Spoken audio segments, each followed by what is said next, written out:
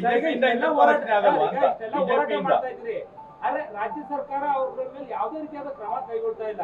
ಬಹುಶಃ ನೀವು ಮುಂದೆ ಹೋದ್ರೂ ಕ್ರಮ ಕೈಗೊಳ್ತಾರೆ ಅಂತ ಅನ್ಸುತ್ತಾ? ಮುಂದೆ ಕ್ರಾಂತಿ ಆಗ್ತದೆ ಕರ್ನಾಟಕದಲ್ಲಿ. ಯಾವ ತರ ಸರ್? ಯಾವ ಥರ ನೇಪಾಳ ಮಾದರಿ ಜನರಿಗೆ ಸಾಕಾಗೈತ್ರಿ ಭ್ರಷ್ಟಾಚಾರ. ಇವರು ಕೋಟಿ ಡ್ಯೂಟಿ ಮಾಡ್ತಾ ಇದ್ದಾರೆ. ಯಾವ ಜಾತಿಯವರು ತಮ್ಮ ಜಾತಿ ಇವರಿಗೆ ಜನರಿಗೆ ಸಹಾಯ ಮಾಡಿ ದಲಿತ ಮುಖಂಡರು ಯಾರು ಇವತ್ತು ದಲಿತ ಮುಖಂಡರು ಯಾರಾದರೂ ಸಹಾಯ ಮಾಡ್ತಾ ಇದ್ದಾರೆ ದಲಿತರಿಗೆ. ಇವ್ರ ಮಕ್ಕಳು ಇವ್ರ ಮೊಮ್ಮಕ್ಕಳು ಇವರೇ ಸಾವಿರಾರು ಕೋಟಿ ಗಳಿಸ್ತಾರೆ. ಯಾರು ಲಿಂಗಾಯತ ಇವತ್ತು ಲಿಂಗಾಯತರ ಹೆಸರು ಹೇಳ್ಕೊಂಡು ಯಡಿಯೂರಪ್ಪ ಯಾರಿಗಾದ್ರು ಲಿಂಗಾಯತ ಸಮುದಾಯ ಏನು ಮಾಡಿದಾರ? ಒಕ್ಕಲಿಗರ ಹೆಸರು ಮಾಡ್ಕೊಂಡಂತ ಡಿ.ಕೆ. ಶಿವಕುಮಾರ್ ಏನಾರು ಮಾಡಿದಾರ?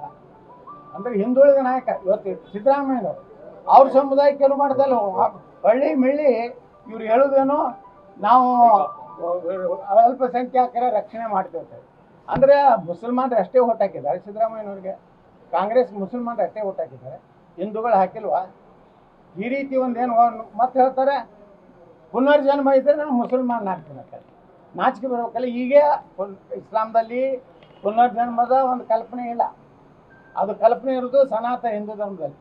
ನಿಮ್ಗೇನಾದರೂ ಮುಸಲ್ಮಾನರಾಗಿ ನೀವು ಆಗ್ಬೇಕಾದ ಮುಂದಿನ ಜನ್ಮ ಬೇಡ, ಈಗ ಆಗಿಬಿಡಿ.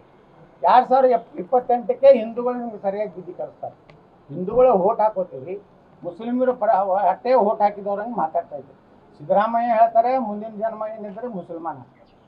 ಅಲ್ಲಮ್ಮ ಏನು ಭದ್ರಾವತಿ ಸಂಗಮೇಶ್ ಹೇಳ್ತಾರೆ. ಅಂದರೆ ಈ ಹಿಂದೂಗಳ ಓಟಿಗೆ ಬೆಲೆನೇ ಇಲ್ಲ, ಕೇವಲ ಮುಸ್ಲಿಮರಿಂದ ಆರಿಸ್ಬನ್ನುವಂಥ ಏನು ಸಂದೇಶ ಕೊಡ್ತಾ ಇದ್ದಾರೆ. ಇದು 2028ಕ್ಕೆ ಕರ್ನಾಟಕದಲ್ಲಿ ಎಲ್ಲ ಹಿಂದೂಗಳು ಈ ಒಂದು ವ್ಯವಸ್ಥೆಯಿಂದ ಬುದ್ಧಿ ಕಲಿಸುವಂಥ ಕಾರಣ.